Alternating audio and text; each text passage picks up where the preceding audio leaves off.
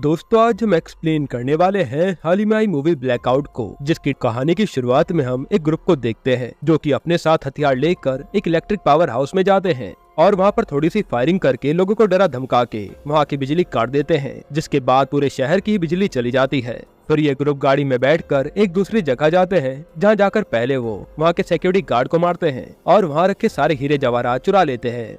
जिसके बाद scene shift होता है और हम अपने हीरो लेनी डिसूजा को देखते हैं, जो कि अपने घर पहुंचता है और अपनी बीवी रोशनी से खाना बनाने के लिए कहता है। तब रोशनी रसोई में जाती और कहती है कि मैंने तुम्हारे लिए इतने प्यार से दाल मखनी बनाई थी, लेकिन सारी दाल जल चुकी है। लेनी कहता है कि कोई बात नहीं, हम बाहर से खाना ले आएंगे और वो रोशनी के साथ रोमांस करने की कोशिश करता है, लेकिन रोशनी उसे नहाने के लिए भेज देती है। अब नहाते समय लाइट चली जाती है तो लेनी बाथरूम से बाहर निकलता है और रोशनी को ढूंढने लगता है। तब रोशनी एकदम से उसे आकर डरा देती है, जिसके बाद रोशनी उसे खाना लाने के लिए कहती है। तब लेनी कार की चाबी उठाकर खाना लेने निकल जाता है। फिर बाहर जाकर उसे पता लगता है कि पूरे शहर की लाइट जा रखी है और लाइट जाने से रास्ते में काफी जाम भी लगा होता है। तभी उसे उसका दोस्त रवि दिखता है, जो उसका पक्का यार था। तब लेनी रवि को कार में बैठाता है और ये दोनों रास्ते में काफी बातें करते हुए जाते हैं। फिर लेनी रवि को उसके घर पे उतारता है। तभी बारिश चालू हो जाती है तो लेनी तुरंत वहाँ से निकल जाता है। अब बारिश होने के कारण और लाइट न होने की वजह से लेनी को रोड ठीक से दिखाई नहीं दे रहा था। तभी उसकी कार किसी दूसरी कार से टकरा जाती है। लेनी उतर कर देखता है तो वो एक वैन थी जो कि पूरी पलटी होती है।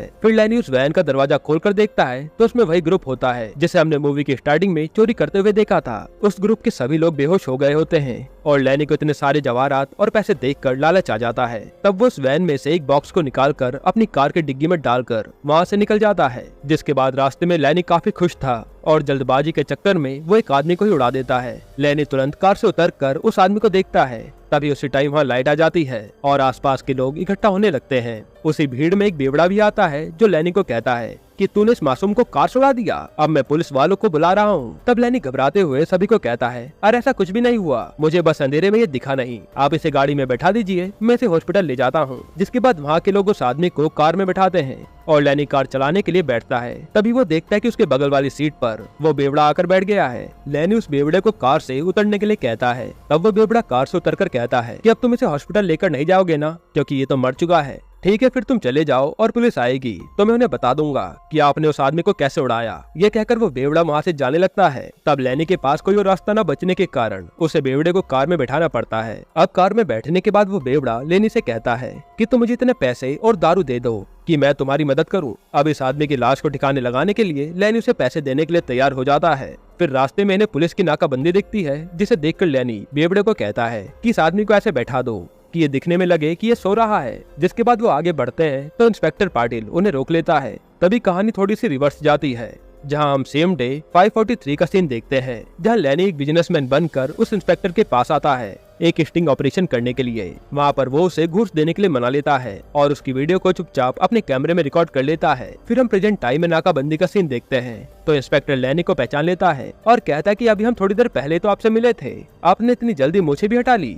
यहाँ इंस्पेक्टर काफी सारे सवाल जवाब करने लगता है। तब वो बेवड़ा इंस्पेक्टर को शायरी सुनाता है और यहाँ पता लगता है कि इंस्पेक्टर भी शायरी लवर है। इस चक्कर में वो उन्हें वहाँ से जाने देता है। अब यहाँ से ये दोनों सीधा कब्रिस्तान जाते हैं और यहाँ जाकर लेनी गड्ढा खोदने लगता है। तभी वहाँ पर दो भाई आ जाते हैं, एक का नाम होता है ठीक और दूसरे का नाम होता है ठाक। इसके बाद कहानी फिर से रिवर्स जाती है सेम डे पे, जहाँ पुलिस वालों ने ठीक ठाक को चोरी के इल्जाम में पकड़ रखा था, लेकिन उनका मामा जो कि पुलिस की नौकरी करता है वो उन दोनों को छुड़वा लेता है। तब हमें पता लगता है कि एक ऐप था ठीक ठाक नाम से, जो कि अब चलना बंद हो गया। इसके बाद से इन दोनों ने चोरी चकारी करना शुरू कर दिया और इनका मामा इन्हें ये सब करने से मना कर रहा होता है। फिर दोनों भाई बाहर निकल कर लेनी को देखते हैं, जो कि काफी खुश होता है क्योंकि उसका स्टिंग ऑपरेशन कामयाब हो गया था। तब ठीक लेनी का ध्यान भटकाता है और ठाक लेनी के बैग से उसका कैमरा चुरा कर वहाँ से चला जाता है।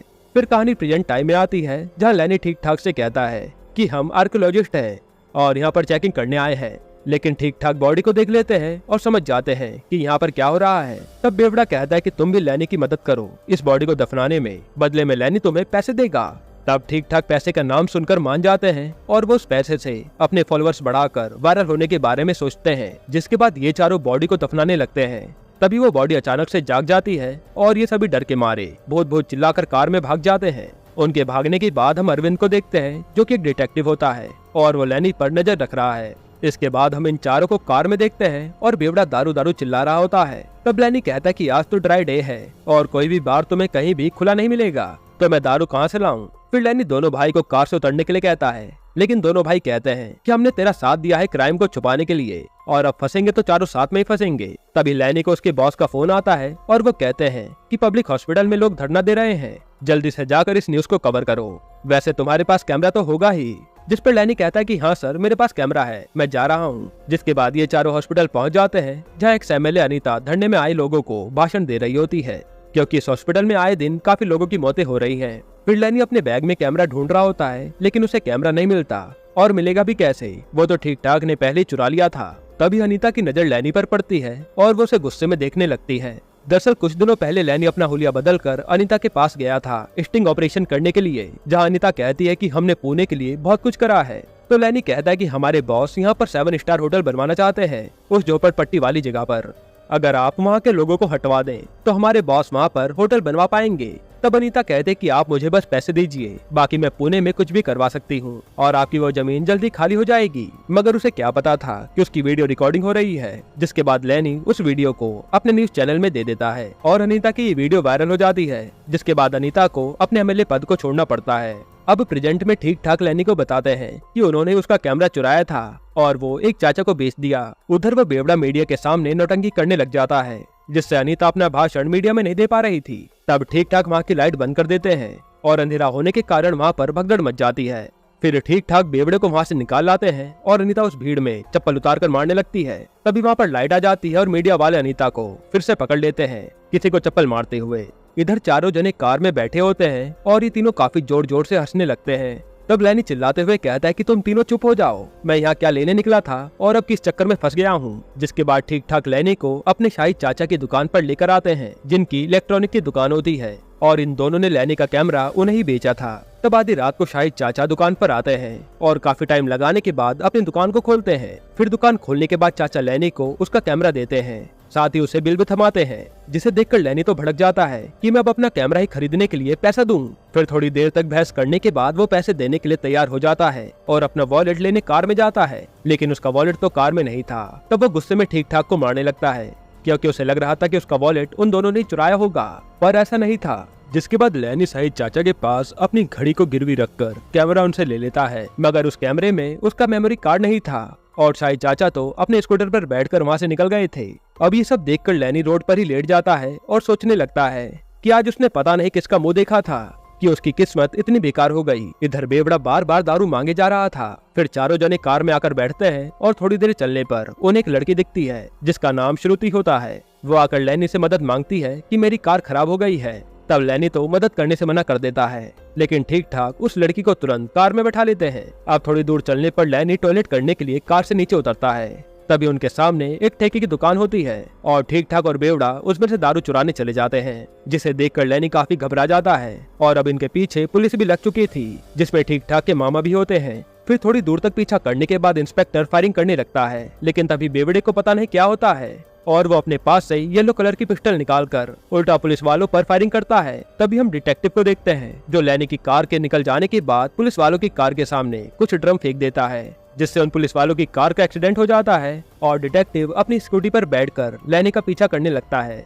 वहीं दूसरी तरफ लैनी कार को रोकता है और श्रुति कार से निकलकर वहां से भागने लगती है। तब लैनी और ठीक ठाक उसे रोककर पूछते हैं कि तुम इतना घबरा क्यों रही हो, जिस पर श्रुति कहती कि वो बेवड़ा आदमी कोई और नहीं बल्कि अजगर डॉन है, जो कि कई सालों से लापता था और उसे पुलिस ढूंढ रही है। उसने अपनी गोल्डन रिवॉल्वर से अब तक 100 लोगों का खून करा है। फिर हमें कुछ साल पहले का सीन दिखाया जाता है, जहां वो बेवड़ा असल में एक खतरनाक डॉन था। सभी लोगों में उसका काफी खौफ भी था, मगर उसके पीछे पुलिस पड़ गई थी, इसलिए वो कई सालों से अंडरग्राउंड हो रखा था। लेकिन 1 महीने पहले ही वो अपने शहर में वापस आता है और अपने घर के आंगन में से अपनी गोल्डन रिवॉल्वर को जमीन से निकालता है और उसे अपने साथ रखकर ऐसे सड़कों पर बेवड़ा बनकर घूमने लगता है। अब बेवड़े के बारे में सुनकर ये सभी घबरा जाते हैं, जिसके बाद ठीक ठाक इन सभी को एक अन्ना नाम के बंदे के पास लेकर जाता है, जिसका डॉन से 36 का आंकड़ा था। वहाँ जाकर अन्ना ठीक ठाक को कहते हैं कि अगर तुम्हारी खबर सही है तो मैं तुम्हें काफी सारे पैसे दूंगा, जिससे तुम अपनी जिंदगी आराम से जीना। तब अन्ना अजगर की शक्ल देखकर ठीक ठाक को पैसे दे देता है और असगर अपने दुश्मन अन्ना की शक्ल देखकर कार से बाहर निकलता है और कहता है कि इस दिन का 14 सालों से मैंने इंतजार किया था। अन्ना भी यही कहता है कि मैंने भी तेरा काफी सालों से इंतजार किया। फिर असगर अन्ना से कहता है कि तूने मेरे पीठ पीछे छुरा घोंपा है, जिस पर अन्ना भी कहता है कि छुरा तो तूने घोंपा है सारा सोना चुरा कर।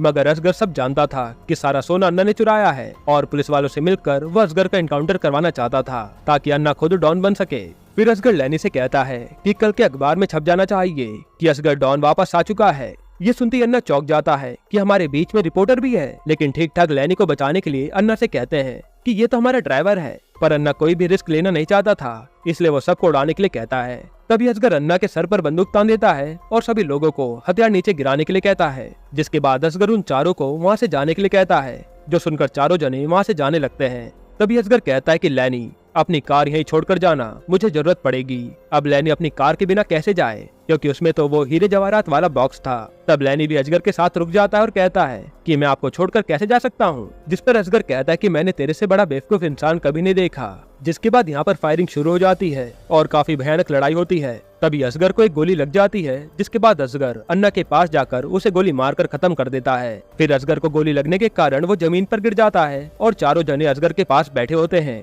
असगर उन चारों से कहता है कि अगर मुझे कुछ भी हो जाए तो उस मस्जिद के पीछे मेरा घर है और उसके आंगन में मेरी किस्मत दफन हो रखी है, तो मुझे भी वहीं दफना देना। ये कहकर असगर यहीं पर मर जाता है। तभी वहाँ पर एक शूटर आता है अपनी स्नाइपर लेकर, जिसका नाम मिस्टर एक्स होता है और ये वही आदमी था जिसे लैनी ने कार से उड़ा दिया था और दफनाते समय वो वापस से जिंदा हो गया था।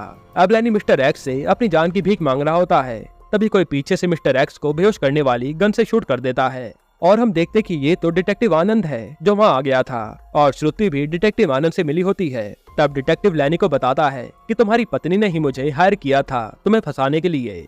फिर कहानी पास्ट में जाती है और हमें कल का सीन दिखाया जाता है, जहाँ रोशनी डिटेक्टिव को कॉल करती है और डिटेक्टिव बताता है कि आपका पति तो काफी अच्छा इंसान है, उसमें कोई बुराई नहीं है। तब रोशनी कहती है कि मुझे लैनी से डिवोर्स चाहिए और मैं चाहती हूँ कि आप उसे एक्स्ट्रा मैरिटल अफेयर के केस में फंसा दो, जिसके बाद मुझे कोर्ट से एलुमनी मिलेगी और आपको भी काफी सारे पैसे मिलेंगे। मगर डिटेक्टिव को पता था कि रोशनी के पास पैसे नहीं हैं उसे देने के लिए। तब वो कुछ दिनों तक रोशनी पर भी नजर रखता है और उसे पता लगा कि रोशनी का लैनी के बेस्ट फ्रेंड रवि के साथ अफेयर चल रहा है।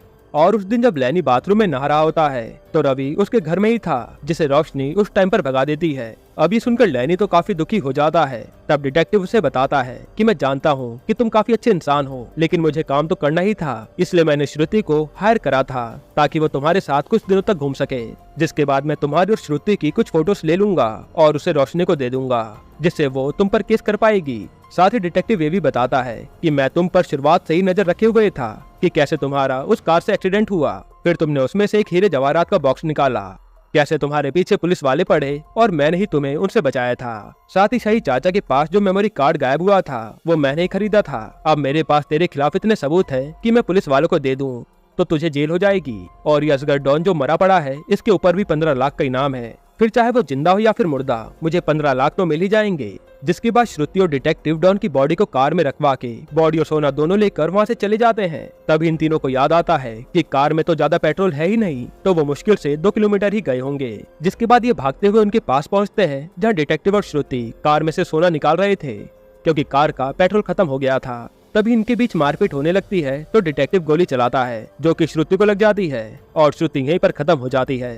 फिर डिटेक्टिव ठाक को गाड़ी के ऊपर फेंकता है तो गाड़ी ढलान पर खड़ी होने की वजह से आगे बढ़ने लग जाती है और इधर डिटेक्टिव और लैनी के बीच हाथापाई होने लगती है, जिस दौरान लैनी डिटेक्टिव के हाथ से बंदूक छीनकर उसी को गोली मार देता है। वहीं ठीक अपने भाई ठाक को भी बचा लेता है। फिर तीनों जने कार में पेट्रोल भरवाते हैं और लैनी डिटेक्टिव के कैमरे से अपने सारे सबूत मिटाकर अपना मेमोरी कार्ड ले लेता है। जिसके बाद ये तीनों कार चलाकर कहीं दूर निकल जाते हैं। फिर सुबह होने पर ये हीरे जवाहरात वाले बॉक्स को खोलकर देखते हैं। तभी हमें पास्ट सीन में उन ग्रुप वालों को दिखाया जाता है जो कि हीरे जवाहरात चुराने के बाद वैन में बैठकर जा रहे होते हैं, लेकिन उनमें से एक धोखेबाज निकलता है और वो सभी को मारकर पूरा सोना खुद ही चुराने वाला था। इस बात को लेकर उनके बीच झगड़ा हो जाता है और उसी समय वैन का एक्सीडेंट हो जाता है जिसमें सारे लोग मारे जाते हैं। तभी लैनी उसमें से एक बॉक्स को ले आता है, ये सोच कर कि उसमें भी सोना होगा। इसके बाद कहानी प्रेजेंट में आती है जहाँ वो तीनों बॉक्स खोलते हैं, जिसमें से काफी सारी गन्स निकलती है जो कि उनमें से किसी के काम की नहीं थी और ये देखकर वो तीनों ही चौंक जाते हैं। तब लैनी अपनी किस्मत को कोसने लगता है और उसके पास जितने भी पैसे होते हैं लैनी उन्हें ठीक ठाक को देखकर वहाँ से भेज देता है और कहता है कि तुम अपनी लाइफ को अच्छे से जीना, मेरा क्या है, मेरी तो किस्मत ही खराब चल रही है। फिर असगर डॉन से किए वादे के मुताबिक लैनी उसे उसके घर के आंगन में दफनाने के लिए पहुंच जाता है। और जब वो उसे गाड़ रहा होता है तभी उसे एक संदूक मिलती है, जिसे जैनी खोलता है तो उसमें से काफी सारा गोल्ड निकलता है। वहीं कुछ बच्चे छत से ये सब देख रहे होते हैं और लैनी बिना अजगर को दफनाए वहाँ से गोल्ड लेकर चले जाता है। इसके बाद लैनी अपने घर पहुँचता है जहाँ रोशनी रवि के साथ होती है। तो लैनी फ्रिज से दही निकाल कर उसमें चीनी फेंटने लगता है और रोशनी और रवि सोच रहे होते हैं कि आखिर इसे हो क्या गया। इतने में वहाँ पर इंस्पेक्टर पाटिल आता है जो कि रोशनी और रवि को अरेस्ट कर लेता है और ये करवाने वाला कोई और नहीं बल्कि लैनी ही था, जिसने इंस्पेक्टर पाटिल को धमकाया था कि तुम्हारे स्टिंग ऑपरेशन वाली वीडियो मेरे पास है, अगर तुमने उन्हें अरेस्ट नहीं किया तो मैं इसे वायरल कर दूंगा जिससे तुम्हारी नौकरी चली जाएगी। इसी कारण पाटिल उन्हें अरेस्ट करने के लिए मान गया था। अब इतना सब होने के बाद लैनी की लाइफ काफी अच्छी हो गई थी। उसके पास काफी सारा सोना था जिंदगी बिताने के लिए और उसकी लाइफ में अब ऐसा कोई नहीं था जो उसे धोखा दे सके। लेकिन तभी दूसरी साइड हम देखते हैं कि असगर डॉन को होश आ जाता है। यहीं पर ये मूवी खत्म होती है। यानी दोस्तों अब इस मूवी का सेकंड पार्ट भी मेकर्स लाने के प्लान में है। आपको ये मूवी देखकर किस मूवी की याद आई कमेंट में जरूर बताइएगा।